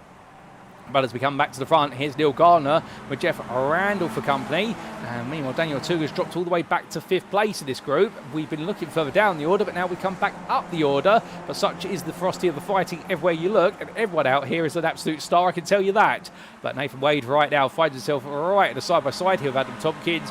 Tompkins is going to tuck in behind. And I think for the number 17 driver, the thought process is here. Is where can he get involved into this? He doesn't want to lose the leaders. As Jeff Randall scoops his way to the inside there for the lead of the race ahead of Neil Gardner. The 107 driver will be very happy with this, given the fact that he always does chase the podiums and the wins. However, wins are very few and far between, no matter who you are on the grid. Such is the ferocity of the competition, how close it is. But Randall right now trying to take control of this race. But of course, being the leader is not always the best thing in these longer races, because when it comes to a race that's about fuel saving, being the leader is the hardest place to fuel save from, because you have nobody to siphon a slipstream off of, unless what you intentionally do is you actually back off the pace of your race intentionally and you back everyone into you. The only thing about that is, of course, you have to be smart with how you do it, because if you do it incorrectly and your drivers behind don't anticipate what you're doing, it very quickly can lead to an incident. If it goes to the stewards, it normally means you as the lead driver end up with the naughty book being thrown at you. But right now, what's being thrown at Jeff Randall is a potential move by Neil Gardner around the outside,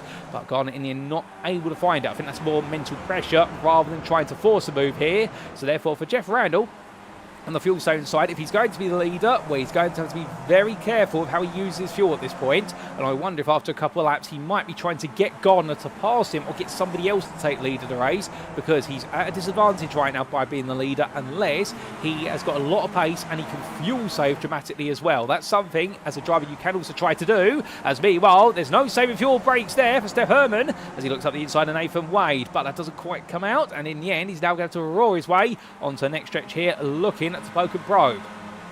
But here they go then, making their way down for a Pilgrim's Drop. And I think it's going to be Herman who's looking on the inside here into that braking zone. He's going to go for it in the yellow machine versus the purple machine of Wade. And in the end, Steph Herman does make the move count as Nathan Wade tucks him behind, goes to the switchback. And well, as they make the way in towards Westfield Bend, Wade is still there. They're too wide on entry. Will they be too wide on exit? The answer is yes, they will. And right now, Nathan Wade is fighting this quite hard. I think he wants to be the 7th car in the sequence here. And I don't know if it's a lucky number for him. But what I can tell you is sometimes drivers do get picky about where they are within the train, particularly if they feel they're the faster driver out of a driver pairing. But Steph Herman's also got the bit between the teeth here. And look at how much this has cost them, this fighting. It's cost them almost 2 seconds to Adam Tompkins. Such is what happens when you battle into 2 corners here. You lose so much time. As meanwhile, 2 teammates swapping places. Wayne ahead of Suapanki now for Old Git Racing Team. And well, nice smooth move there. And Suapanki just clutching in behind. As far as I'm aware, there's no teams championship. This is purely an overall drivers championship for this season. But right now, as the drivers come on through, and there is going to be some excitement here with regards to these groups, including teammates who are fighting hard, but they're losing the leaders as a result. And up the hill into Druids Bend they go. And well, one other thing to note is, whilst it's not shown on the timing tower, and we might have to see if we can show this on the timing tower going forward into future rounds, there is going to be a prize this season for one of our drivers, the highest placed driver, who has an I rating of less than, I believe it is 3,500 I rating, unless I'm mistaken. So therefore, there is going to be the overall championship and also what is in the way, the Intermediates Cup. But as we do see all our drivers making the way on through, meanwhile we come back to Neil Gardner, who right now still leading for the time being. However, understandably, that pressure is continuing to build, and I think his thought process will be at this point is what comes next, because these two have been fighting hard, and Daniel Atuga has been watching them like a hawk. And well, I can imagine right now the Swede in the number 91, he will be thinking to himself, this is exactly how he wants the race to play out. He wants the drivers in front of him to fight and cost each other time and fuel, so he can save it from behind and then go full attack and leap them when the pit window really does open. But there is Tom Payne in what is the Payne Player Special. I do believe that's the tribute there to the John Player Special livery of the 80s era Formula 1. I don't know if I've got my years correct or not. I'm sure somebody will correct me if I've got that wrong. But right now, we can definitely see him looking for a potential move here on Pedro Marimon Caldera. And in towards the next braking zone they come as we ride on board. And as he makes his way through the left hand of the Sendot Bendit driver, well, he's going to have a good run here in the draft. But he comes out of it, picks up a bit of a side draft here for a brief moment. And now looking around the outside, can he get the move done? The answer is no, he can't. He switches back and decides, you know what, I'm not going to play this game anymore. Into the pits I can't. So Payne went for the move, and I think his thought process was, if I can't get ahead by the time we get to clearways, then I'll clear myself out of the way as the pit stops now start to get underway. So the big shuffle starts to occur. We're going to stay with your live pictures for now, ladies and gentlemen. We're not going to get any replays just yet, because there's so much going on at the moment. We'll try and get some replays later. But we can see Jeff Randall and Daniel Atuga here now fighting. And Atuga jumps head immediately there into Surtees. And this is part of the master plan for the 91 driver. He's been waiting for one of the two of Randall, alternatively, Nathan Gardner, to peel off the road to go into the pit lane. Now Atuga, I think, is going to get the pace down here. He's going to try and get into the lead and then get into the pits within the next 2 to 3 laps. The idea being, by doing so, he can now control the narrative of this race. Adam Tompkins is going to try and follow him, however. So I think Tompkins here sees what Atuga's doing and says, I know what you're looking to do. I need to follow you. And now Randall's been forced back to third. Remco Plaisir also gets involved in this, as we can see at the top 5 here of the running order out in circuit, followed up then by the 2-second gap to 6th through to 9th. And that's Herman, Wayne, Wade and Stuart Pankey. And they're all right now looking at this and realising, actually, we shouldn't have been fighting as much as we were earlier, because we've cost ourselves time a little bit, particularly Herman and Wade, who forced this quartet a bit further back. However, they're learning at last moment. They've been enjoying the races as well. That's the big core part of it here. But I do wonder whether they're wondering whether there's more on the table to be had. As Remco Plaisir into the pits, so is Chris Wayne. So Wayne's decided he's going to get out of this running order. And, well, I think a smart call there from him, and that may prove to be to his advantage, because I think the pace they've been taking out of each other in that second group has been holding him back. However, Neil Gardner, first pit stop of all the top 10. Looking around the outside here of Daniel Salmon as Marcel de Hint comes into the pits for his maiden stop. So Gardner right now, he is currently the highest placed driver who has taken a pit stop. Remco Plaisir comes out the pit lane. Does he get ahead of Gardner? And the answer is yes, he does. No, he doesn't, in fact. Well, that sounded a bit pantomime-ish, as Neil Gardner in the end does retake the track position over Remco Plaisir. But look how close it was, and that tells you something. Gardner, firstly, had a slightly longer pit stop of half a second for fuel, but also secondly, having to find his way past some traffic that is yet to pit has cost Gardner some race time. So don't be surprised now if Adam Tompkins and Daniel Atuga are going to be the two lead drivers when all the pit stops are done. That's the theory here, in the fact that Neil Gardner, by pitting early, he took the risk of trying to find some clear track. He didn't find it, and he's now lost a bit of time. But of course, the question is, will Tompkins, Atuga, Randall and Mattock all play to the same hymn sheet? Will they still play off the same script, which is not to fight each other until the very end of the race? Well, when you come to the fourth place man in this group, Mattock right now, ready for him, given the pace we've seen for Mattock over the course of the first race, you would argue here he has got a lot of pace on call. He just needs to know when to use it. His race one, I suspect we could have expected a top 5 from him if things had not gone quite wrong, but right now he's getting everything right, and I think he'll be very eager to make amends in the first race. I think he'll feel as though the points on the table, and unfortunately, like a Christmas feast which is upcoming for everybody in the next few days, I think in the end he found himself having the bones rather than the core meat of the turkey. Well, as they head up the hill in towards the braking zone here, where he's going to be trying to put the stuff in this one as he looks for a move, and we're going to put the Christmas puns back in the box until Christmas Day now. But you can see how close he is. Randall, Atuga and Tompkins ahead of him. They're all just staying in line formation at the moment. I think everybody wants to pass each other, but they've all just got to be that little bit more patient, because strategy is key, and they can always go fighting for the victory right towards the very end. So all place changes. James McRitchie comes on through. He's already pitted once, the number 22 driver. And he makes his way on towards the timeline here. And right now looking to be in a good spot with the car. Car's looking in a smooth position as he glides his way through the corner. And more heading up the hill here towards Druids Bend. I think his thought process at this will be not to make any more mistakes. Keep in mind, of course, that James Ritchie did take his pit stop on lap number 3, so we believe he may be prone to another pit stop. It may have been repair work, his first pit stop, and if so, well, that's going to put him completely out of sequence on a 2-stop strategy. But speaking of being out of sequence here, we are out of sequence for some replays. Let's jump to some replays, including what happened to Daniel Salmon right at the start of the race. So this was Salmon into Paddock Hill Bend at turn number 1, but how exactly did he come undone? A bit of contact there to the rear of the Martini racing machine, and it sent him round. I think the Constantina checkup catched him out, and it's what sent him sideways. We then had this happen for Tom Payne only moments later.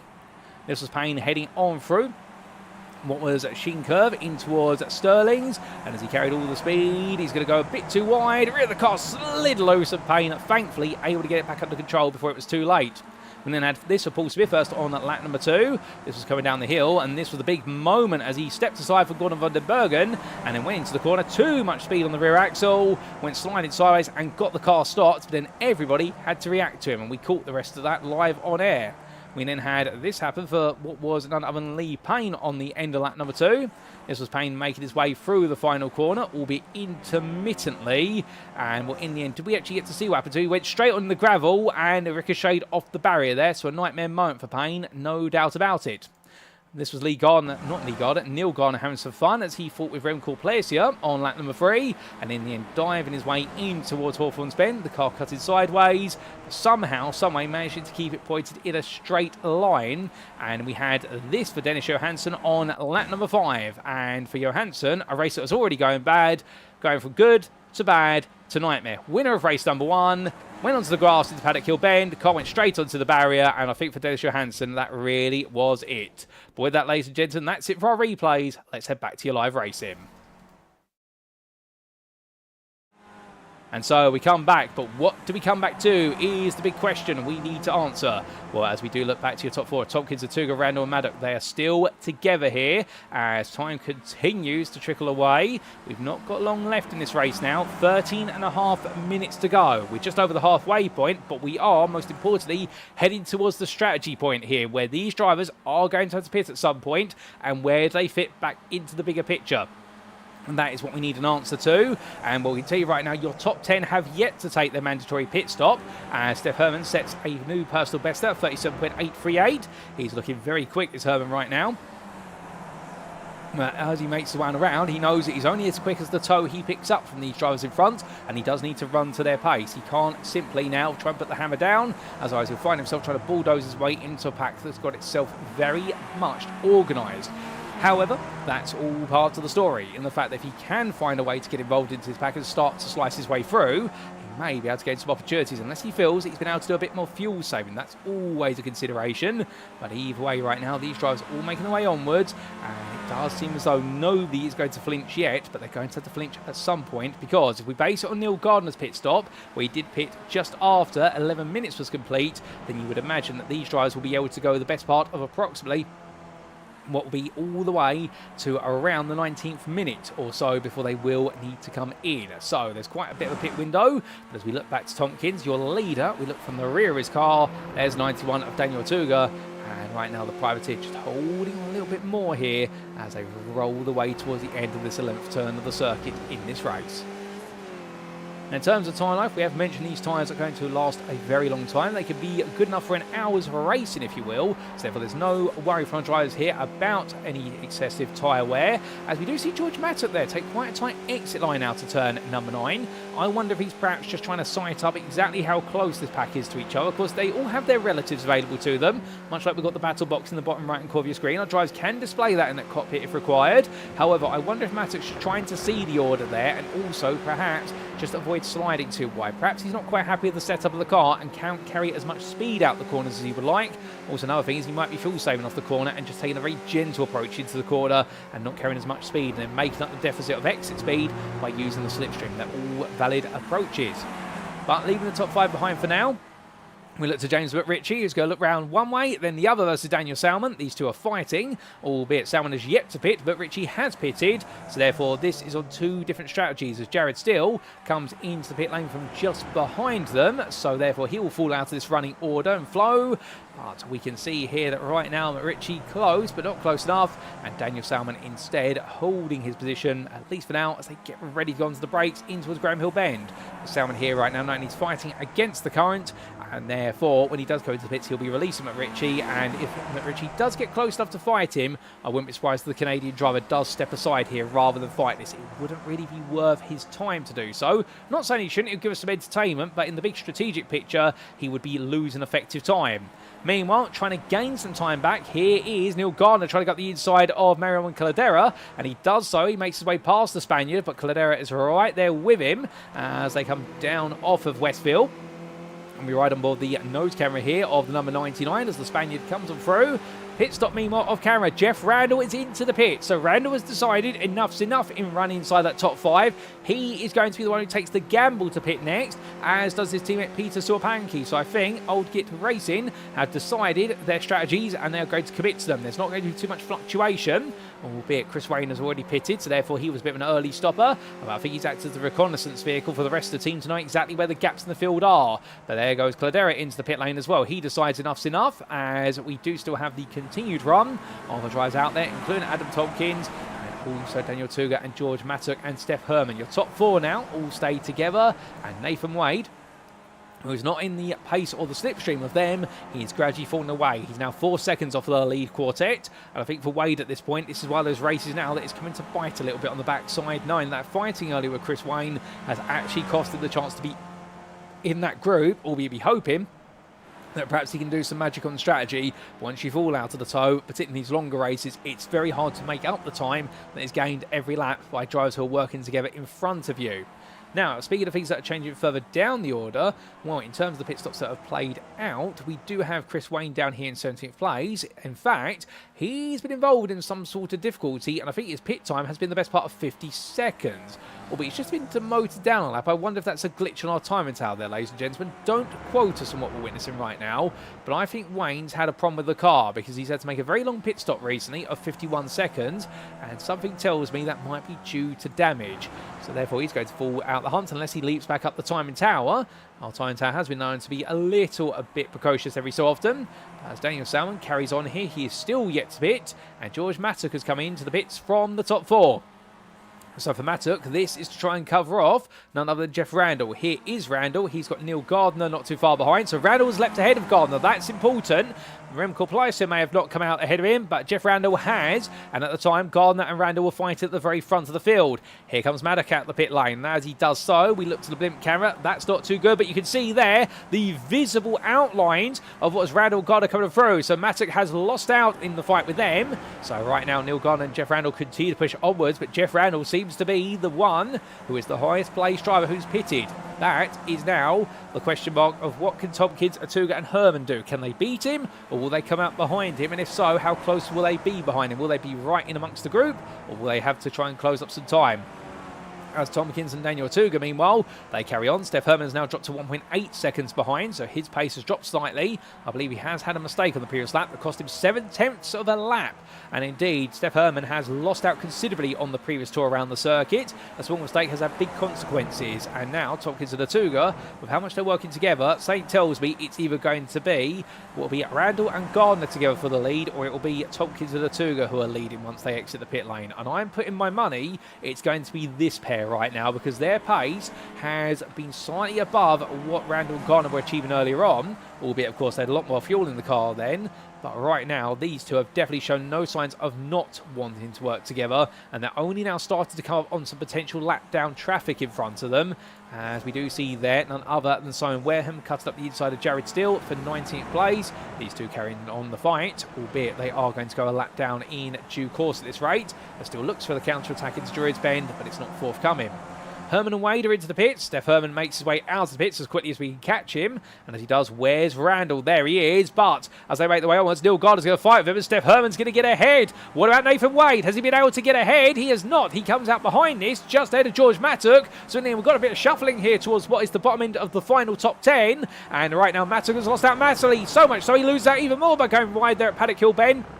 And I suspect that is a mistake of frustration. But meanwhile, here's 3 wide. That's not easy on the ice nor for the drivers. And that, I think, was Jared Steele there trying to step onto the grass to get out of the way of Tompkins and Atuga. They've been able to avoid a clarity there, but that's cost them a bit of racing time as they make their way onwards now towards the end of this lap. 6 minutes left. They've still got to pit. There is that mandated pit stop for fuel. They can't get away with a no-stop strategy here. And indeed, I do remember at one point, if my memory serves me correctly, in Season 1, despite the ruling in the feature race saying you had to take a pit stop, somebody did actually manage to prove you could no-stop by the races. I think at the time it was Nathan Wade, unless I'm mistaken. I'm sure one of our historians for the Skip Barber Community Trophy will be able to tell me who the driver was, but somebody did, and in the end they actually gave up their position and handed it into the stewards out of fairness to the fact that a pit stop was mandated in the race and everybody took it. But right now, speaking of taking pit stops, well, Tompkins and Atuga come in, right on call there, and as they do, well, Atuga get very close as they make their way to the pit lane. He's very eager to get to his pit box. Meanwhile, Tompkins seems to be taking it nice and easy as they make the way down,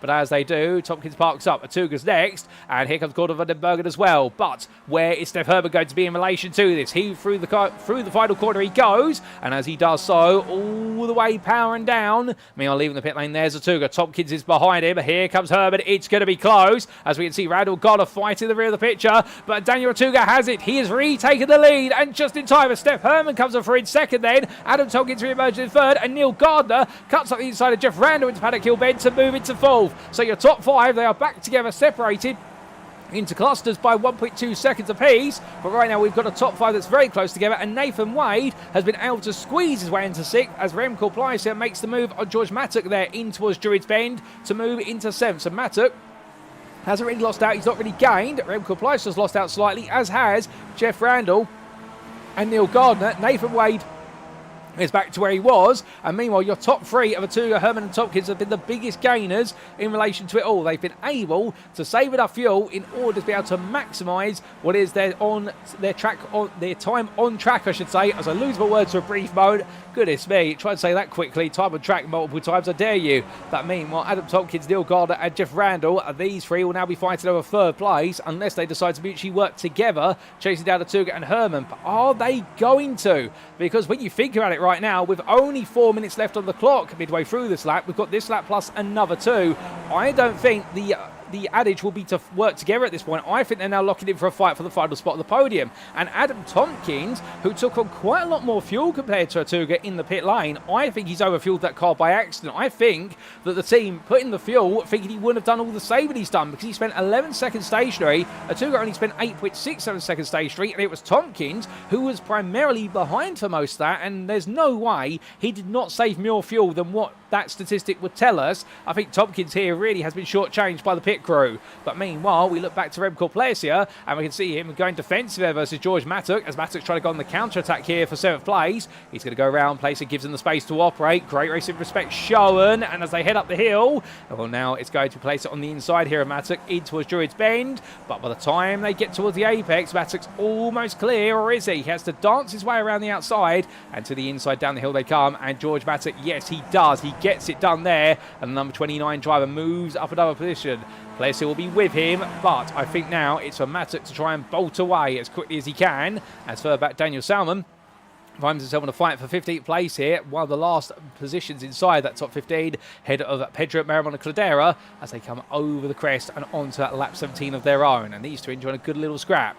But from there, here comes Jeff Randall at the inside of the old guard. Randall right now, right on the inside, but he can't find a way through. We're right on board here with the old Git Racing team driver poking his way up the inside. But in the end, he doesn't want to risk it too much. He doesn't want to lose any of the suspension rods or the front wing if he can help it. That's a pivotal part of the car, giving it all the front end downforce. And in towards Machine curve they come, bouncing over the curve, and look at Neil Garner. He's driving so much on the limit, is Gardner right now. I think if he was any wider there by a micrometer, let alone a millimetre, the car would be spinning out of the corner up towards Sterling's, and the marshals would be very busy. But such is the confidence that Neil Gardner has with the way he's using the width of the road. Randall, meanwhile, he's confident in his own right, but you'll notice the body language of the cars tells you a story.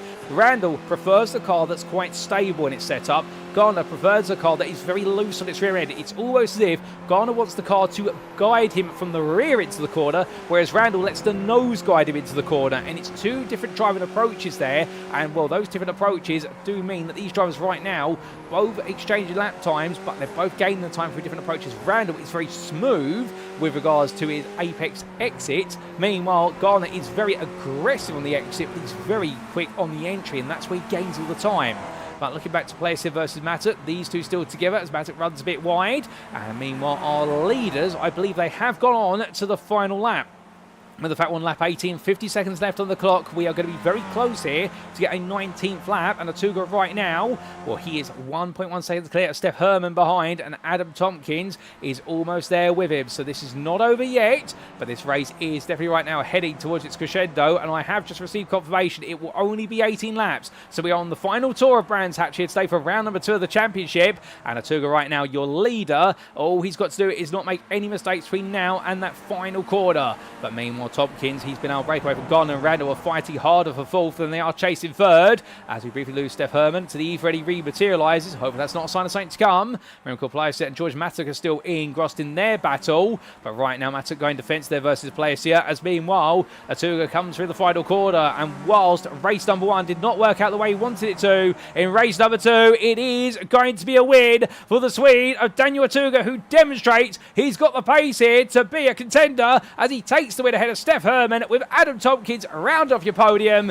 Neil Gardner takes 4th place there ahead of Jeff Randall. Nathan Wade in the end takes over consolatory 6th place for his efforts ahead of George Mattock, who finishes 7th. Remco Plaisir is 8th ahead of James McRitchie, who has a quiet run to 9th place at the end, but well done to him on a great recovery drive after the difficulties of race number 1. Peter Sorpanki completes your top 10 there for the old Gits Racing team, and then it will be in 11th place, best of the rest, Tom Payne, who today, well, he's not quite been in the headlights for always the right reasons, particularly with the instance early on the off tracks. But Payne, to be fair, is making sure he finishes on a high, and it will be some good points there in the 88 in 11th ahead of Klaus Biedermann, who finishes 12th, having started 22nd in this race. What a drive from him. Gordon van den Bergen could only achieve a 13th ahead of Joshua Harley, and it'll be Pedro Marimon Caldera, who, oh goodness me, there's a bit of contact with Daniel Salmon right at the end, but he did finish ahead of Salmon. But I can imagine both drivers will have words there with the stewards after race as to what exactly happened as they crossed the line.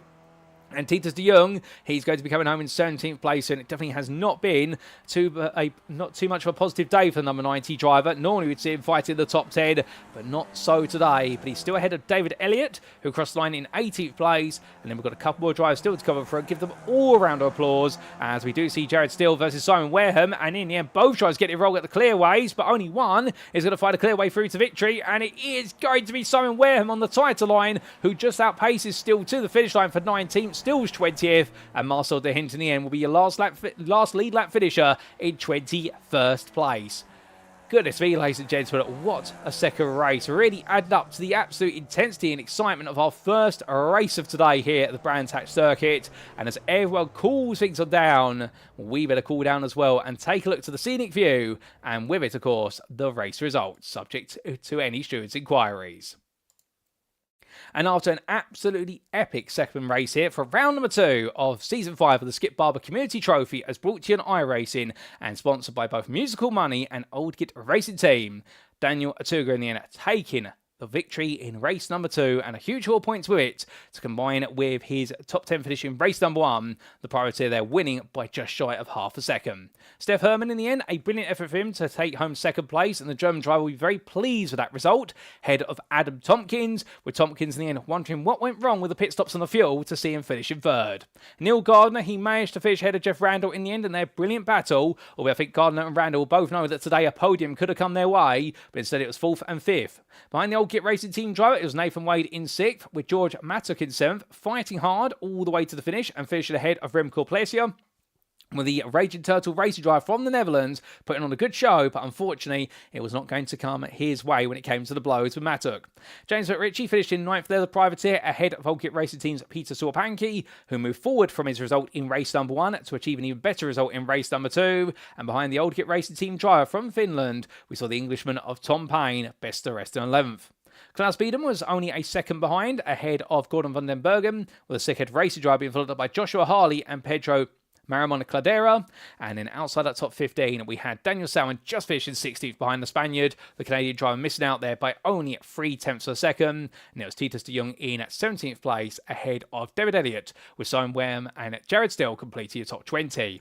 Outside the top 20 in 21st, your last lead lap finisher was Marcel de Hint. Now, unfortunately, we did have non-finishers as classified for the following drivers. Chris Wayne for Old Git Racing Team retiring towards the end of the race, and that's why we did see some position promotions towards the end.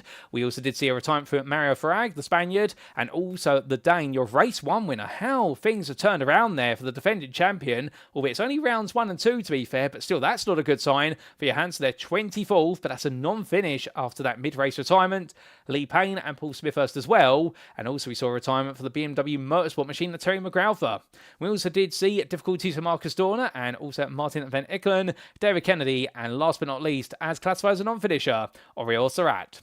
So with that, ladies and gentlemen, that brings our second and final race of the day here at the Brands Hatch Circuit in England to a close. But what a pair of races it have been. It has definitely set up our appetite for plenty more racing to come in the Skip Barber QT Trophy Season 5. But with that, it is now time for us to wrap up. Thank you very much for watching, and if you have enjoyed today's show and perhaps you're sat there right now eager to get on the grid or just wanting to know more about the Skip Barber Community Trophy, well, for all that and more, we definitely recommend you join the beating heart of the community, and that of course is the official Discord. Invite link available on screen where you can get in touch with the admins and huge veterans of the Skip Barber Formula 2000 machine, or those who are new to it as well, and it is a very welcoming community dedicated to the car and making sure you can get the most enjoyment out of a car that has proven to be legendary, not just on the simulator, but also on the real world racing circuit. At this point in time, we'd also like to take a moment to say a big thank you to our sponsors for this season, of which firstly we have, of course, Musical Money, the quick, easy and safe way to turn your unwanted musical equipment into money. No matter what your equipment may be, if you want to sell it, Musical Money is there to buy it, thereby taking the hassle out of selling your unwanted musical equipment. And with a groundbreaking website, as we will be showing you on screen, unfortunately not today, we do seem to have had a bit of a glitch with the website being able to appear on screen today. That's on our end, not on the website's end, I can promise you. But with their groundbreaking website, you're selling your musical equipment could not be easier for a website which has put the user experience at the core of its design. So why not check out musical-money.co.uk today to find out more. On top of that as well, we do also have none other than the Old Git Racing Team, and well, established in 2024, Old Git Racing Team aims to prove that age is just a number in the world of racing. Headed by Jeff Randall, the team races in multiple disciplines, but is especially dedicated to the Skip Barber Formula 2000 machine, the Skippy as you've seen today. Regardless of the car, they aim to keep their racing fair and close, whilst also respecting the fact that mistakes can happen to even the very best.